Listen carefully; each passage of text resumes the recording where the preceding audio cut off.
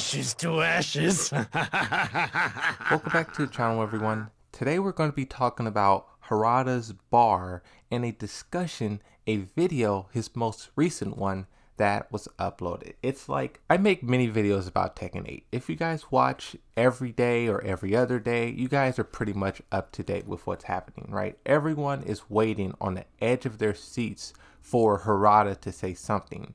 And in this Harada bar, his channel, his video style, he has people come and they basically talk about stuff. They talk about Tekken, they talk about other games, they talk about whatever the visitor wants to talk about. In the most recent one, they both came on and they were asking a whole lot of questions about Tekken 8. They were poking and prodding at Harada, and even though Harada did a very good job of dodging a lot of the questions, we still got a lot of information out of this. And I just want to break through it. I have over 90 screenshots from this Harada's bar. I have a comment here first that I want to talk about. That's something too. If you guys ever hear something interesting, find something interesting, feel free to comment and tell me about it, because I'm one person, you know, I try to follow everything, but sometimes things will fly over my head, or I just won't find out about it till later. So shout out to this comment. John says Jin's stance as seen in 110 is traditional karate, not Wing Chun. So no, that Leroy theory is probably wrong. What this person is talking about, Jin and Leroy Smith has the same parry. I was saying, is this parry going to be taught to Jin in Tekken Bloodline? Also, I was saying, is this a Wing Chun stance or is this just a normal karate stance? Because if it's normal karate, then Jin could have learned it from anywhere. But if it's Wing Chun specifically, then Leroy must have taught him. Because how else will Jin know Wing Chun? But who knows? It's beside the point. It says, hey, did you watch today's episode of Harada's bar?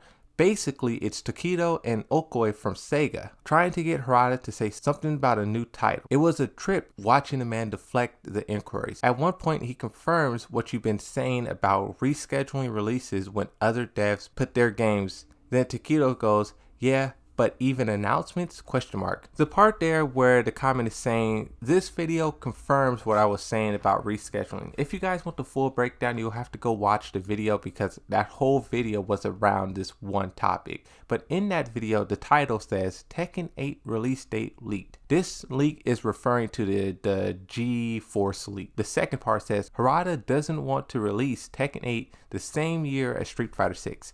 Now, here's why I put that. In a long lost tweet, I was not able to find it.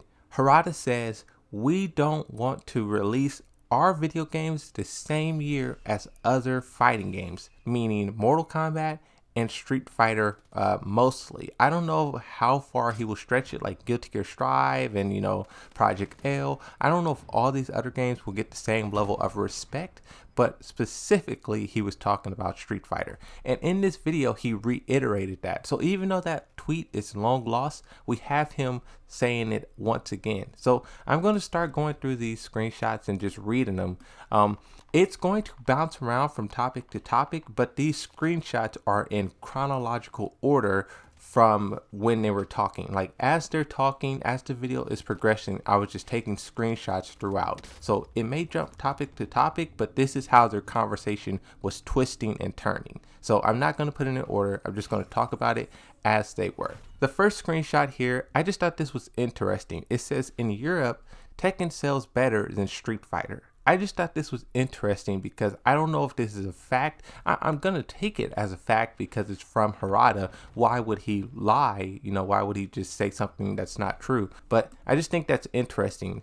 Harada did say that, I think he said America was 50% of the market, EU was 40%, and then the rest of the world made up 10%. And then Denim Jacket here says Street Fighter 6 will be kind of a good example for us. I'm interested to see how it plays out because I think they have the same problems we do. Now, people often say, why do I compare different fighting games from one another? But here you have Sega developers saying that they're watching Street Fighter 6 because they have the same problems. And that's my point. When I compare and contrast these games from one another, it's to show that yes, one may be 2D, one may be 3D, one may have 12 million sales, one may have 2 million. The numbers don't matter. They have the same issues, the same fan base, it's all under that FGC bracket, that genre. And it's important that they learn from each other. And even though some of you guys don't understand it, I'm glad that developers do. I'm glad that the developers aren't like some of you guys who are like, why are they, who cares? Don't compare them. They're different games. They're different developers. If your competitors release a game in 2022, and your game is coming in 2023, you better be paying attention to what they're doing because you're up next. This is where they start asking him about the future of Tekken. We love to hear the future of Tekken. Harada says, I was talking about overseas so I could avoid that. What do you think about the future of Tekken? What do I think? And this is where Harada starts deflecting. Deflectors are raised to 100% maximum deflection. Tekken came out even before Street Fighter V, right? Yeah, the arcade version came out earlier than that. And then I don't know who the person off screen is, but they give an exact date. They say the home version of Tekken 7 came out in 2017. Harada says that sounds right. Black Shirt says maybe it's about time for Tekken 2.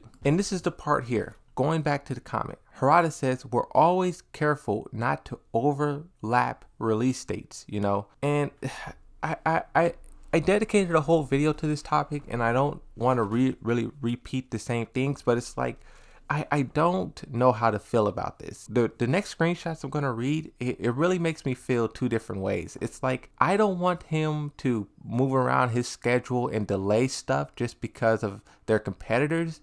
But at the same time, if it's not a broken formula, don't change it. You know, if moving around your release dates and not competing with each other has been working for all these years, right?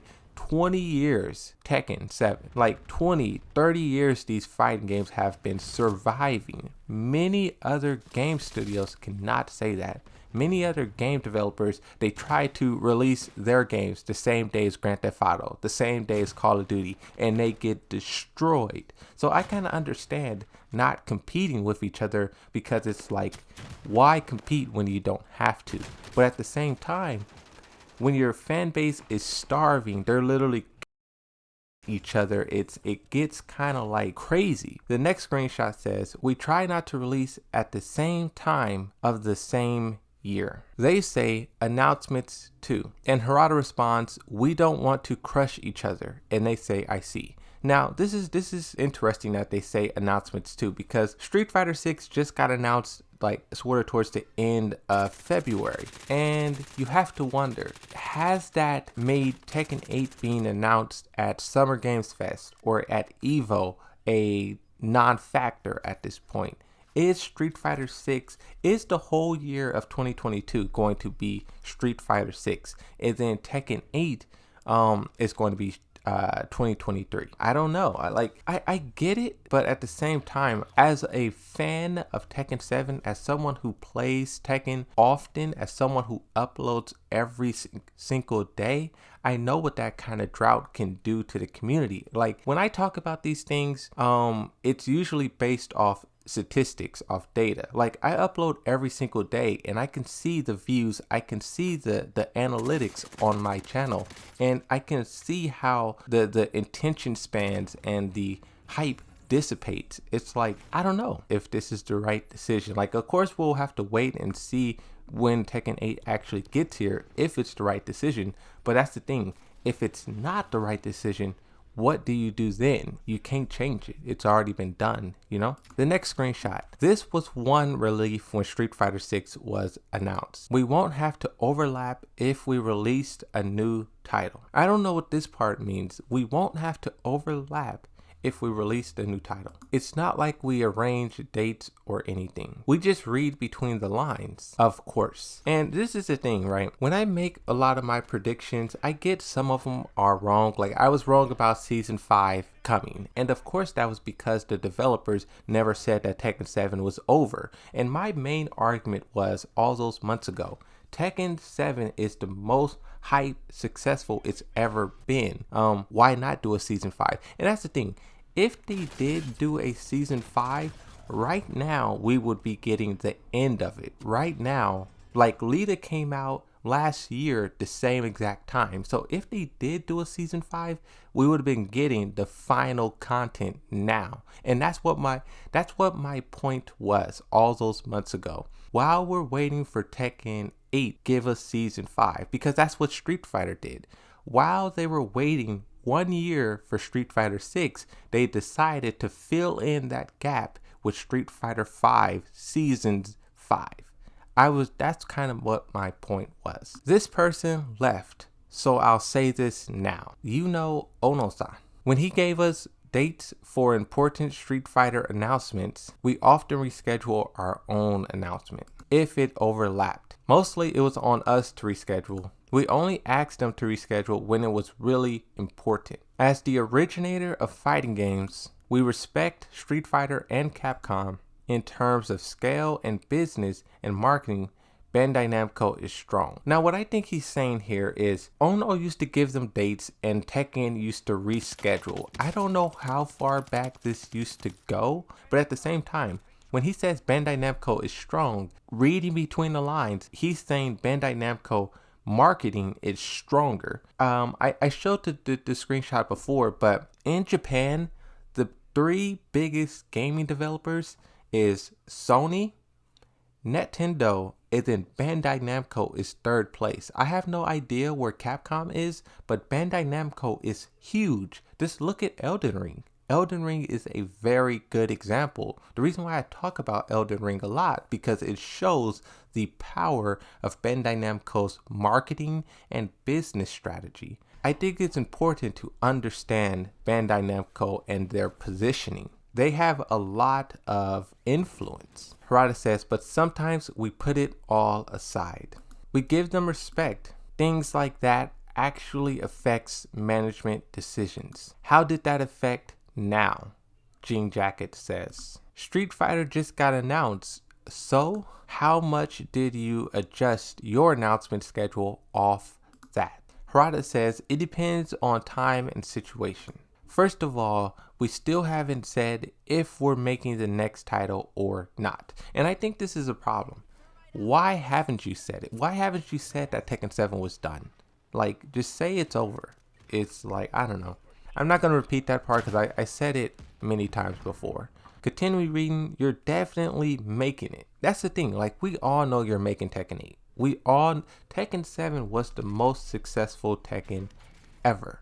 You're definitely making 8. It's Tekken. You know, it's like Bandai Namco made one of Nintendo's titles actually. This is when Harada starts deflecting.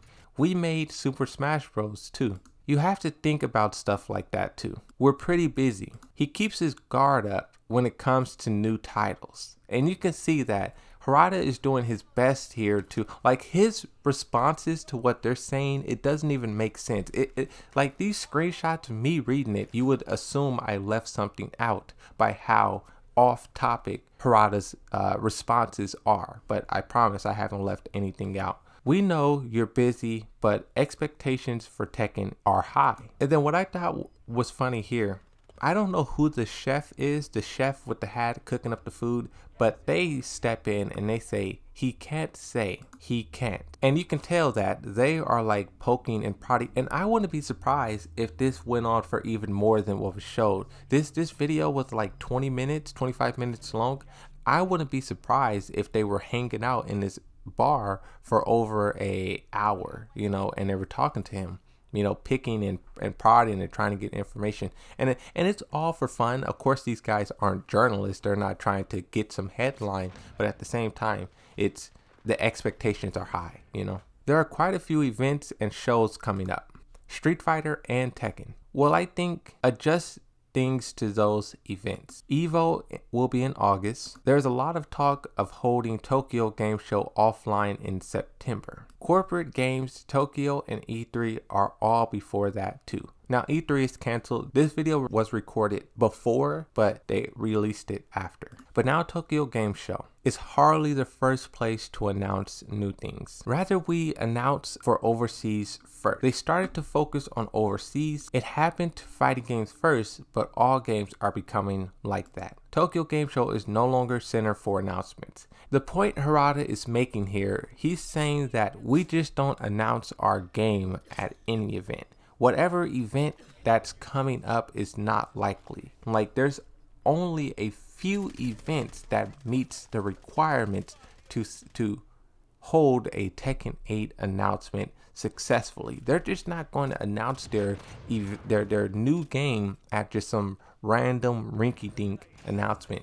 And that's why when I talk about, and that's why I was putting so much focus on E3, because that was one of the only ones that I felt had the requirements, that met the requirements. He's saying here that Tokyo Game Show, yes, it's a Japanese event, but it does not meet the requirements. We can't just think in terms of Japanese timing when it comes to announcements. When we consider the best timing for worldwide, it will be strange timing in Japan. That's the thing. Whenever they do a live stream, whether that's the roundtable or announcements, they either do it on EU's time or they do it on America's time. And that's because those are their two biggest demographics, their two biggest fan bases. You're not going to do it on your time zone where it's like 3 in the morning for America. No, you're going to do it for your biggest fan base, you know? I think it was the case for Street Fighter 6 announcement too, right? Street Fighter 6, that got announced at it was like 9, 10. It was like 10 p.m. American time. But it's a pain to go in the office just to tweet. This part here, I'm thinking he's talking about when Kunimitsu got leaked without saying it. He says, but it's a pain to go to the office just to tweet. So some people use tools and set automatic timers for it. Then they set the wrong date or time. I don't let them use timers for important ones anymore. The thing about Kunimitsu, when Kunimitsu leaked, Brazil, Bandai Namco, they released it early. I think it was like an hour early. They tweeted it out or they published the trailer, whatever they did. And this is him saying they preset the timer and they set it to the wrong date. Because in Brazil, when Kunimitsu announcement was going to happen, it was probably like 4 in the morning for them. Who wants to sit in the office at 4 in the morning just to hit send, you know? So they set the timer, they set it the wrong date, and now Harada's saying, we don't do that anymore. Someone has to go and manually do it so there's no mistakes. Manual is better. All right, did you talk enough about the Talk Theme new title? Jean Jacket says Harada wasn't straight up about it at all. Harada responds and says, well, if I was busy making something, I wouldn't be here right now. Oh my God, Harada's just a troll. He's such a troll. Putting aside whether you're making something or not, you do want to make one and continue the series, right? What if I said, actually, it's pretty tough time for me. So once again, his responses just make no sense. He says, I mean, Tekken 7 sold well and it's good enough. I want to put a lot of attention on this. He says, it's good enough. That's the thing, right? We want Tekken 7 to be so much more, but they feel like it's good enough. It works. You can have fun. You can learn. You can get better. You can practice. You can do all these things. It's not perfect, but it's good enough. That's the kind of sentiment they have, and that's why they never did a final balance update. They're like, it's good enough. We don't need to fix it. Like, yeah, there's some characters who are powerful, especially Fakaram, but it's like, why would we do a whole balance update just to nerf a character we nerfed 7 times already? You know what I mean? He's like, it's good enough. And that's it. That's all the screenshots I have. That's all 92 screenshots, and it's just like, Harada's such a troll. The main thing is, I just don't want him to delay Tekken 8 for so long and the community starves. I think the Tekken Bloodline series will give us some type, it's like an appetizer, but at the same time, an appetizer only lasts so long, you know what I mean? But I don't know, that's it. I just wanted to talk about this in the video, give my thoughts on it. I appreciate the comment for telling me about this. I probably would not have seen this otherwise. So thanks for that. Hopefully you guys like this video. I'll see you next time. Bye bye.